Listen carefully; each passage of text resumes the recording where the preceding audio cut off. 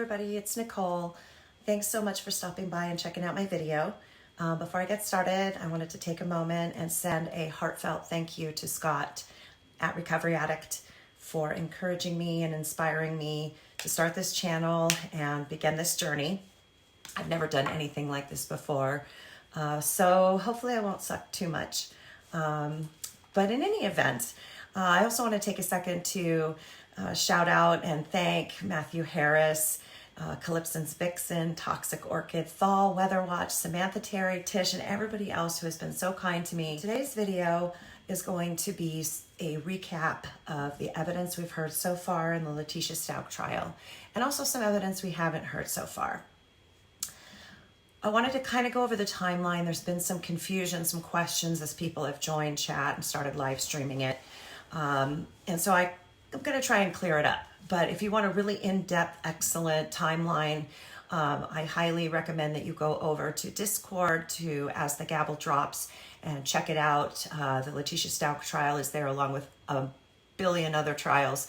You can find documents, evidence, timelines. It's absolutely fantastic. Okay, let's dive in. So we're going to start January 26, 2020. That's the evening of the infamous candle incident. Many have speculated that perhaps Leticia Stauch used the candle to punish Gannon, that maybe she burned him. I sort of have a different theory on it. And again, it's just a theory, it's pure speculation.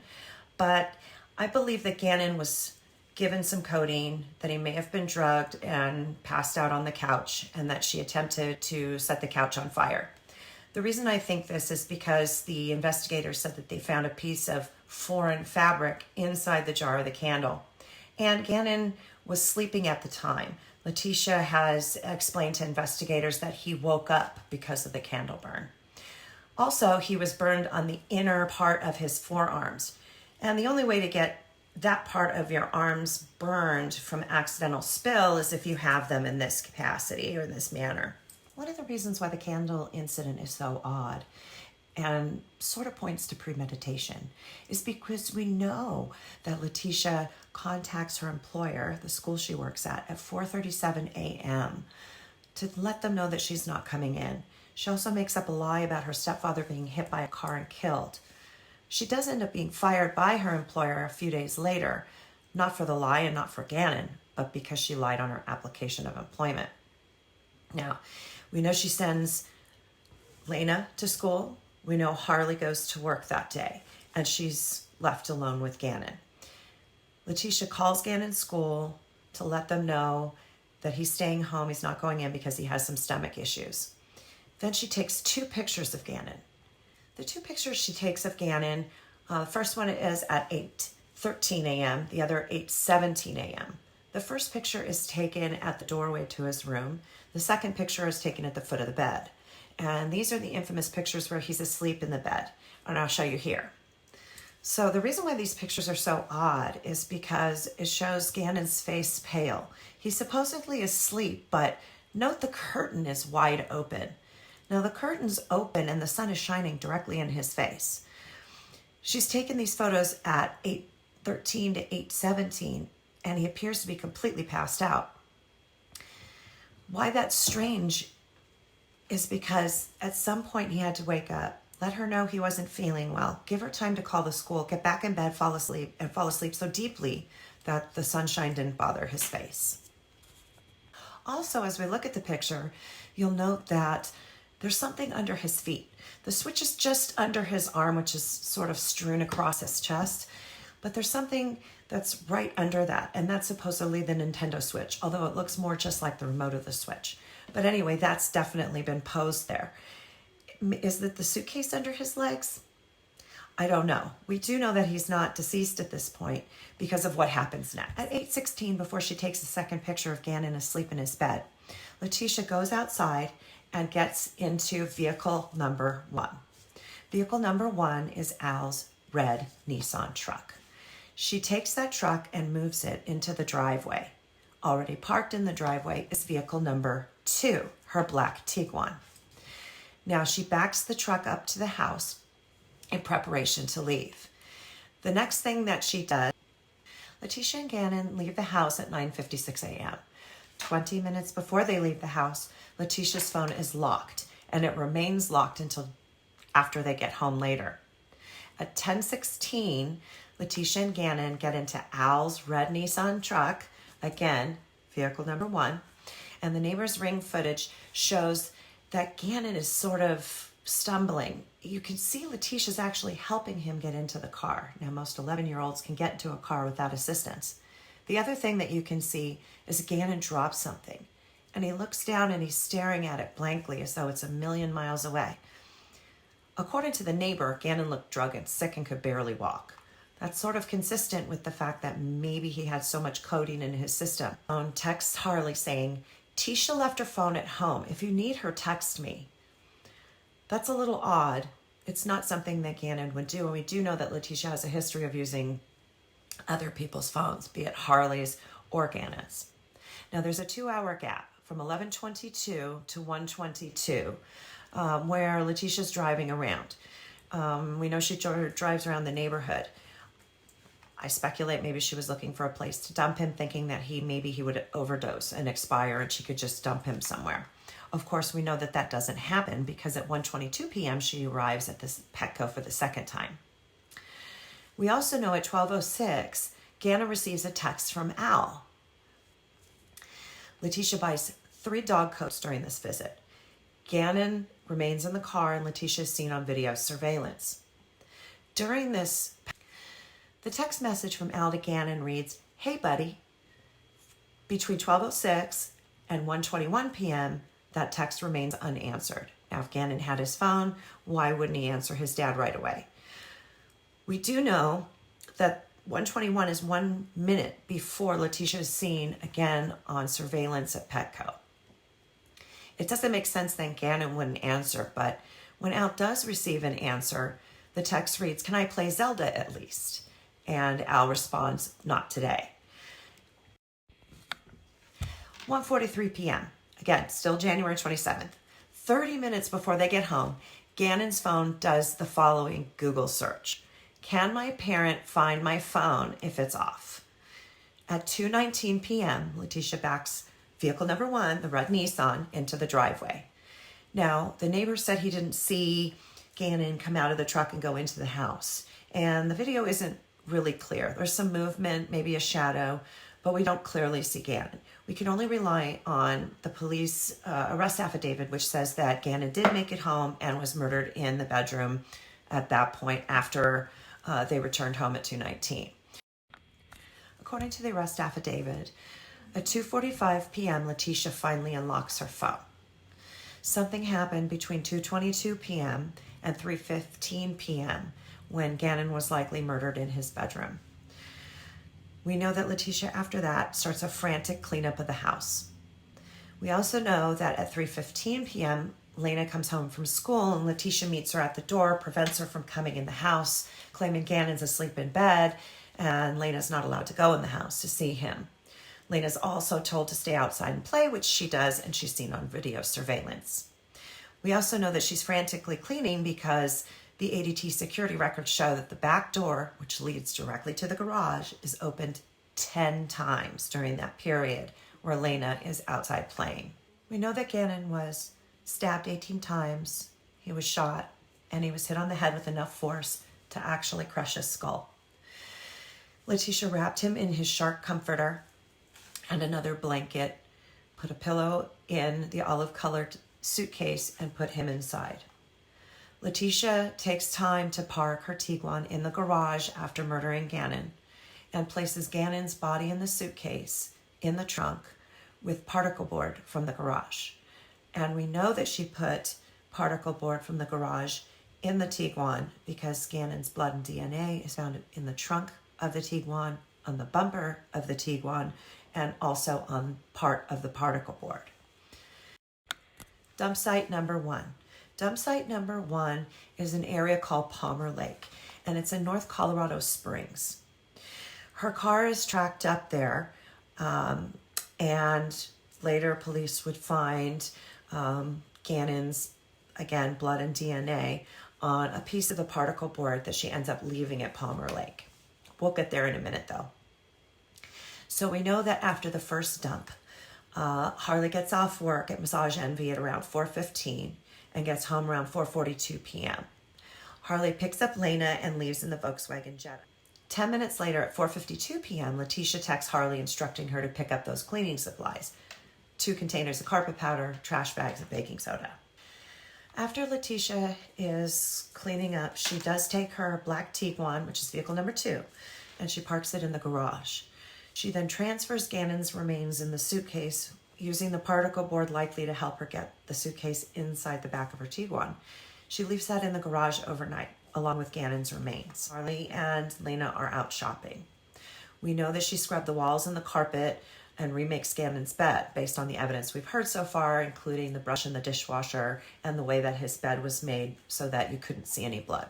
And of course, we do know that bloodstains were later found on Gannon's bedroom walls, the floor, the mattress, and also on the carpet and floor leading from his bedroom all the way out to the garage, because a runaway in Colorado is not deemed an emergent situation. So it would take police a lot longer to respond to that type of call. She tells police that Gannon left for a friend's house at 3:15, but Leticia's unable to provide the police with any names of any friends or neighbors that she talked to, either beforehand that would have been his friends whose home he would have gone to, or in an effort to locate him when he didn't come home before she called 911. Police finally arrive at the residence at 10:09 p.m. They search the house for hiding Gannon when they're at the house searching for Gannon. In fact, you can hear her joking, laughing, and making snide comments. What's interesting about that is the sergeant is searching the garage and she becomes even more talkative. And you can actually see on the body cam that he shines his flashlight in the back of her Tiguan, and the suitcase is in the trunk where it remains overnight. But you can see on the body cam footage that the suitcase is there. Leticia does leave Gannon in the suitcase overnight with her Tiguan in the garage. Now we're up to January 28th, 2020. Leticia takes the Tiguan and Gannon's remains, which stay in the trunk, to pick up Al from the airport. That's just the first of one of the very cruel things that she does, in addition to the actual homicide itself. She rents a Kia Rio at the airport, claiming she doesn't want to add mileage onto the Tiguan, which she's leased, looking for Gannon. Leticia tells Al the Tiguan is parked at her school where she supposedly works, in the parking lot there. She never tells him that the Tiguan remains parked at the airport short-term parking lot, and clearly never tells him that Gannon's remains stay in the trunk for the entire time that it's in the parking lot. At 12:57 p.m., Leticia does a Google search: "Can Nintendo find my Switch?" While everybody's searching the neighborhood for Gannon, Leticia doesn't search for Gannon, but she is outside talking to the neighbors. According to one of the neighbors, Leticia was smiling, joking, laughing, and was extremely relaxed, like she was, quote, at a barbecue. Leticia goes to the airport to pick up her Tiguan at 4:37 a.m.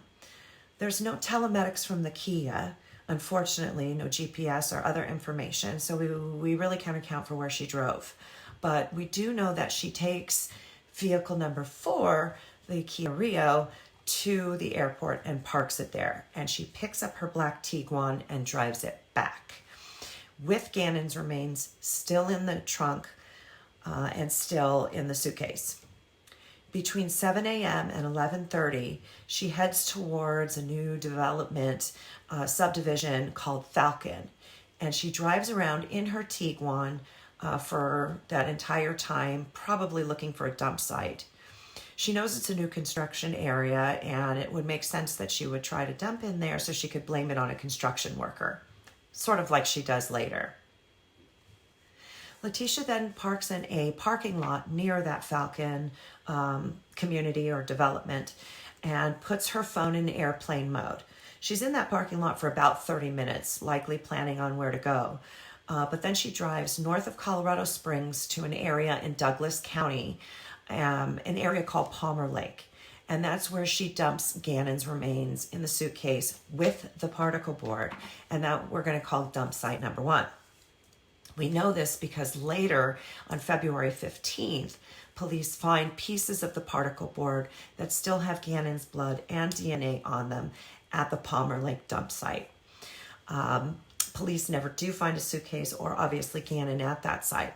So we do know that that was dump site number 1. After Leticia dumps Gannon's remains, she drives to the Massage Envy where Harley works. This is around 10 p.m. Harley's not working, but Leticia calls her. Harley's at the home and tells Harley to meet her in the Massage Envy parking lot. Harley is scheduled to work the next morning, but Harley does leave the house at approximately 10:30 p.m. in her Volkswagen Jetta. While in the Massage Envy parking lot, Leticia sends a long rambling message to an investigator that talks about how her daughters are left home when there's strange men there, and that she can hear them talking about her and having conversations about Gannon. It's a long rambling message that makes little sense. But she does send this text out at roughly 10:45 p.m. Now, Leticia and Harley don't arrive home until 1:30 a.m. the next morning. Even though the Massage Envy is roughly 20 minutes from the home, now we're up to the 29th. We know Harley's supposed to work at Massage Envy that morning. And Leticia drives Harley's Volkswagen Jetta, and she takes the Jetta, drives it to the airport, where she picks up the Kia Rio, vehicle 3, which has been sitting in the parking lot this entire time, and she returns it to the rental company, roughly 9 a.m. Leticia then drives the Volkswagen Jetta back to Massage Envy to pick up the Tiguan, which was left in the parking lot overnight from the evening. Leticia has an appointment with law enforcement at the sheriff's office at 10 a.m. on the 29th. But because she has the Tiguan and Gannon's remains have been in the Tiguan for several days, she doesn't go straight to the sheriff's at 10 a.m. Instead, she makes a pit stop at the car wash. And she ends up arriving late for her scheduled interview, not at 10 o'clock, but at 11:30. And the sheriffs have noted that the car was wet. Now, we're very familiar with this interview. It's the interview that we just heard last week. This is the interview where Eduardo is created, as is the sexual assault. And she has her fake anxiety attack, assaults the officer with the monster can, and attempts to escape, ends up at the hospital, and then ultimately flees the hospital without taking a SANE test. Leticia claimed on social media that she was picked up from the hospital and reunited with Harley about a block away from the hospital. Both the Tiguan and the Volkswagen Jetta are seized later that same day based on the actions of, Harley and Leticia, as well as the water being on the car in the car wash. Receipt for the purchase of cleaning supplies is found in Leticia's Tiguan, not in Harley's Volkswagen Jetta, which is also very interesting. Okay, on January 31st, Leticia and Harley have the television interview with Spencer Wilson. This is that odd television interview where Leticia wants her back turned towards the camera, and she has a lavalier microphone on, a wireless mic. She goes off screen, but you can still hear her talking. She calls Harley over and coaches Harley to tell Spencer Wilson that Gannon came home on January 27th. On January 30th, we know that Leticia's family comes down from South Carolina to support her and also to help in the search for Gannon. The family arrives rents a hotel, and vehicle number 5 now comes into play. And Leticia's aunt rents vehicle number 5, which is the Nissan Altima.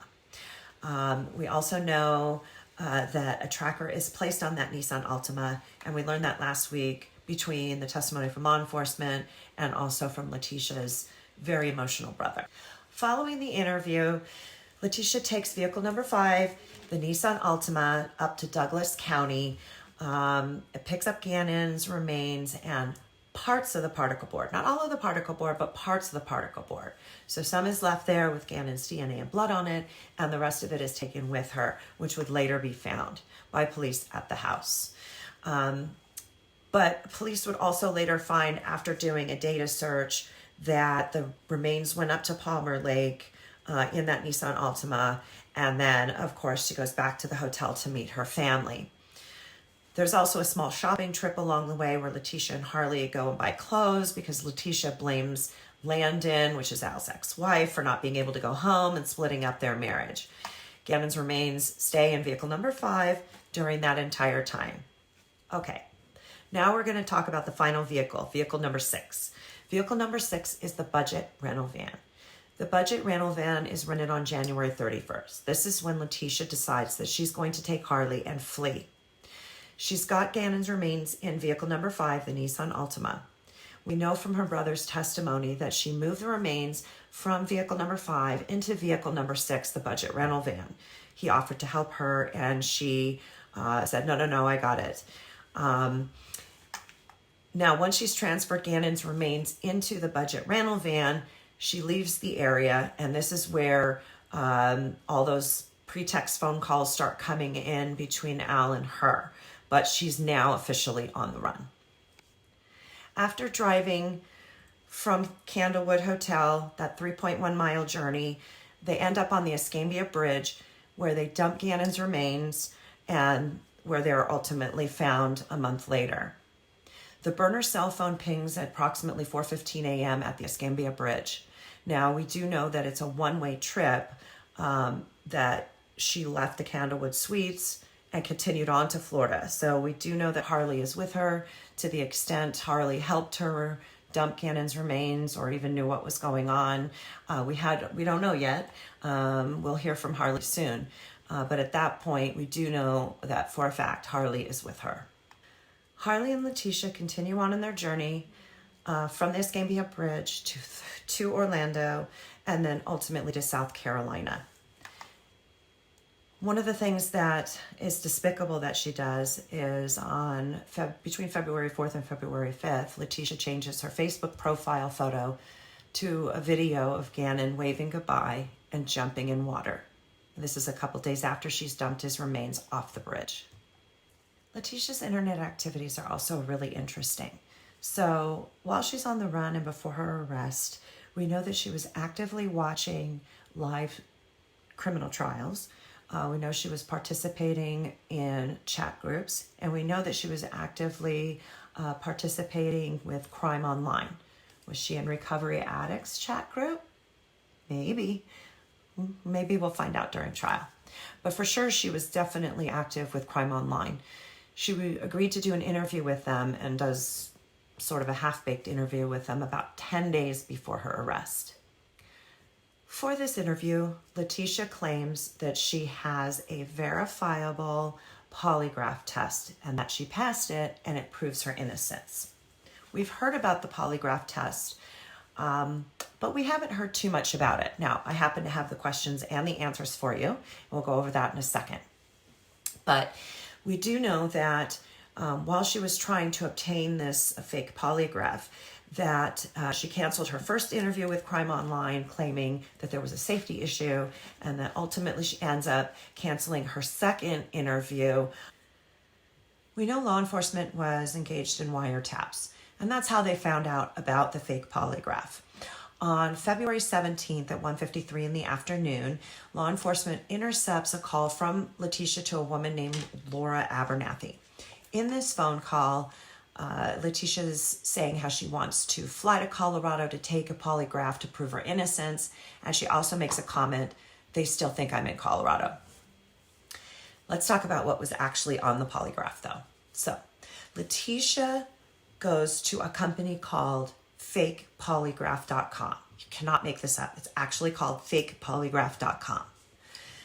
At this company, you can purchase two different types of polygraphs. One is $50, which I guess is a cheesy looking polygraph, and the other one is $300, and that's a more formal, professional looking polygraph, a polygraph which actually probably could pass for a legitimate one, I suppose. The $300 polygraph exam allows the person to have two qualifying questions and three specific questions. We know from the telephone interview where she tries to get the polygraph and is denied the polygraph that they would not allow for illegal content to be included in that examination. But here's the questions. So first, the qualifying questions. Question 1, do you intend to answer these questions truthfully? And her answer is yes. The second qualifying question is your birthday August 4th, 1983? She answers this, yes. These are the coup de grace questions, the questions she claims prove her innocence. Number 1, did you participate in any way causing harm to your stepson? Her answer is no. Did your stepson return with you to your home? Answer is yes. And the last question, did you participate in any way in causing the death of your stepson? Answer, no. Why that last question is so incredibly crazy and such a bombshell is because at this point, nobody but her knows that Gannon is dead. And yet she put that question on her fake polygraph.com, $300 polygraph exam. Thankfully, the police were able to intercept her call to fakepolygraph.com, and that's probably right around 4:11 p.m. They talked to an unknown female at fakepolygraph.com about the test. We know Leticia was trying to get the test and has declined the test or her money back. But police do reach out to fakepolygraph.com and they agree to assist police in the investigation. Eventually, they give the police both the questions and answers. Now let's talk about Leticia's internet searches. I'm going to go ahead and put up here what some of her internet searches were. They're a little bit difficult to read, but they are. Some of her internet searches are parenting should be for people, not one. I'm overdoing all the work for my stepkids and their mom doesn't help. Mom advice from stepmom. If you aren't involved in your kids' life, you are shitty. My husband's ex-wife does nothing for her kids. I wonder if my husband's ex-wife is sending me a card since I raise their kids. I wonder if my husband's ex-wife is sending me a Valentine's card since I raise her kids. That's a search done twice. The next search is sort of chilling. One day, some people will wish they treated you differently. Why should my husband choose me over family? Obviously, she meant over family.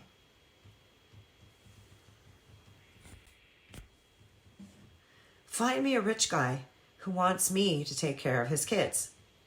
Find a guy who wants me to take care of his kids and get paid. It's crappy. Some parents don't care for their kids or buy them presents. Parents are those who put their kids before their nails. I'm assuming that refers to Landon getting her nails done. That's the only thing I can assume, but she does that search twice. My son burned the carpet. How do I fix it? Now this is up to January 27th. Will humidifier help if exposed to smoke? Smoke effects. Will humidifier help? Smoke from fire effects. Will humidifier help? Colorado law for kids staying at home. School is out. Is it okay for my kid to stay home alone? Our son is sick, but I have to work. So the last one, son is sick, but I have to work. Okay, guys, that's it for me for tonight. Thank you so much for coming by and checking out my video. I really appreciate it. We are going to hear from Leticia's expert witness regarding sanity. It's Dr. Dorothy Lewis. I promise that I will drop a video regarding the definition of sanity, insanity, and not guilty by reason of insanity very soon. So make sure that you hit the notification button, click like and subscribe. And hopefully I didn't suck too bad for my very first video, but I will see all of you in Recovery Addicts chat very soon. And again, thank you so much, Scott, and Matthew, Tish, Samantha, Terry, everybody. You've all been so wonderful to me. And before I get too emotional, I'm going to say goodbye and I will see you soon.